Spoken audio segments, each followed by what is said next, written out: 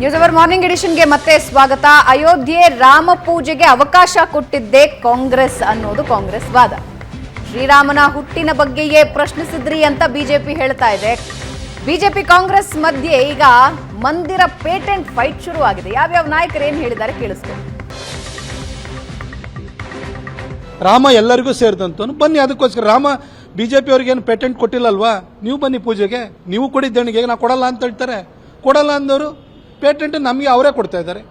ರಾಮ್ ಸೇತು ಇರೋದೇ ಅದು ಸತ್ಯ ಅಲ್ಲ ಅಂತ ಹೇಳಿದಂಥ ಕಾಂಗ್ರೆಸ್ ಇವತ್ತು ಶ್ರೀರಾಮ ಭಕ್ತಿ ಬಂದ್ಬಿಡ್ತಾ ಅವರಿಗೆ. ದೇವಾಲಯದ ಬಗ್ಗೆ ವಿಶೇಷ ಭಕ್ತಿಯನ್ನ ತೋರಿಸ್ತಾ ಇರ್ತಕ್ಕಂಥದ್ದು ನಿಮಗೆ ಅದನ್ನ ನೋಡಿ ಸಹಿಸಲಿಕ್ಕೆ ಆಗ್ತಾ ಇಲ್ಲ. ನಿಮ್ಮ ಹೊಟ್ಟೆ ಎಲ್ಲ ಉರಿ ಆಗ್ತಾ ಇದೆ. ರಾಮ ಎಲ್ಲರಿಗೂ ಸೇರಿದಂತ. See, I have not been invited. Either my chief minister have not been invited. My Congress president has been invited. But the party will take a call. I am a Shiv, I am a Hindu, I am a Ram Bhakt, I am an Hanuman Bhakt. We all pray from here. See, we have kept all Shiva, Hanuman and here. All mandirs we have in ourselves, within our heart. Arshna is tamarind we grow. Rice we are given to every village.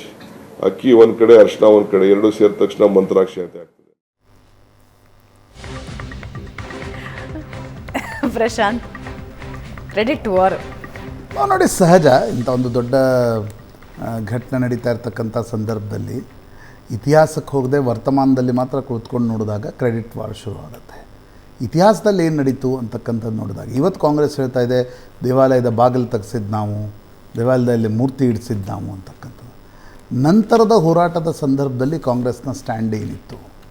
ಕರಸೇವಕರ ಮೇಲೆ ಗುಂಡಿನ ದಾಳಿಯನ್ನು ಮುಲಾಯಂ ಸಿಂಗ್ ಯಾದವ್ ನಡೆಸಿದಾಗ ಕಾಂಗ್ರೆಸ್ನ stand ಏನಿತ್ತು? And ದೇವಾಲಯ ತೆಗೆಸಿದ್ದಕ್ಕೂ ಒಂದು ಕಾರಣ ಇತ್ತಲ್ಲ ಪ್ರಶಾಂತ್. ಅಲ್ಲ, ಇರಲಿ.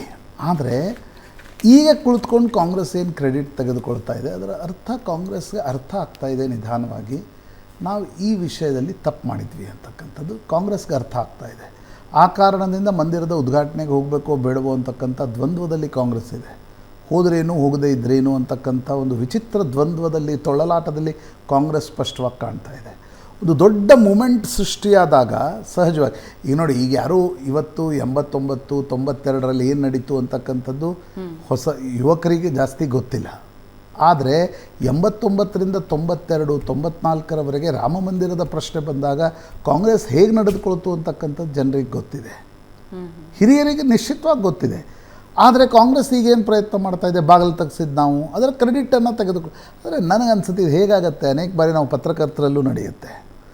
ಒಂದು ಸುದ್ದಿ ಕೊಡಬೇಕೋ ಬೇಡವೋ ಅಂತಕ್ಕಂಥ ಪ್ರಶ್ನೆ ಬಂದಾಗ ಸುದ್ದಿ ಕೊಟ್ಟವ ಮುಂದೆ ಹೋಗ್ಬಿಡ್ತಾನೆ, ಕೊಡದೇ ಇದ್ದನೋ ಅಯ್ಯೋ ನನಗೆ ಗೊತ್ತಿತ್ತು ನನಗಾಗಿ ಅಂತ ಮಾತಾಡ್ತಾ ಸುಮ್ಮನೆ ಕೊಡ್ತಾನೆ. ಬಟ್ ಸುದ್ದಿ ಕೊಟ್ಟವನಿಗೆ ಕ್ರೆಡಿಟ್ ಸಿಗುತ್ತೆ. ಹಾಗೆ ಆ ಕಾಲದಲ್ಲಿ ಆಂದೋಲನವನ್ನು ನಡೆಸಿ ಕರಸೇವಕರ ಏನೊಂದು ಚಳುವಳಿಯನ್ನು ನಡೆಸಲಾಯಿತು. ನ್ಯಾಚುರಲಿ ರಾಮನ ಪ್ರಶ್ನೆ ಬಂದಾಗ ಲಾಭ ಬಿಜೆಪಿಗಾಗತ್ತೆ ಅಂತ ನನಗನ್ಸುತ್ತೆ. ಕಾಂಗ್ರೆಸ್ ಆ ಬಸ್ಸನ್ನು ಬಿಟ್ಟು ಮಿಸ್ ಮಾಡ್ಕೊಂಡಿದೆ, ಟ್ರೈನನ್ನು ಮಿಸ್ ಮಾಡ್ಕೊಂಡಿದೆ. ಈಗ ಕಾಂಗ್ರೆಸ್ಗೆ ಅನಿಸ್ತಾ ಇದೆ ಇಲ್ಲ ಟ್ರೈನ್, ನಾವೊಂದು ಹೊಸ ಟ್ರೈನ್ ಬಿಡಬೇಕು ಅಂತಕ್ಕ. ಹಾಗಾಗಲ್ಲ.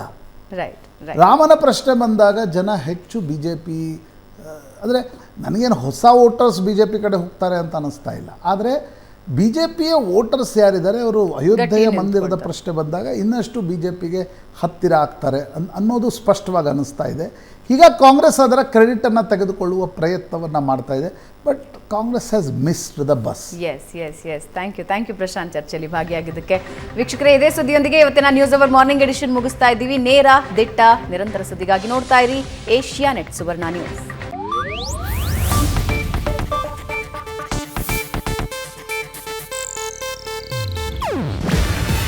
ಇದು ಏಷ್ಯಾನೆಟ್ ನ್ಯೂಸ್ ನೆಟ್ವರ್ಕ್ ಪ್ರಸ್ತುತಿ. ನೀವು ನೋಡ್ತಿದ್ದೀರಾ ಏಷ್ಯಾನೆಟ್ ಸುವರ್ಣ ನ್ಯೂಸ್.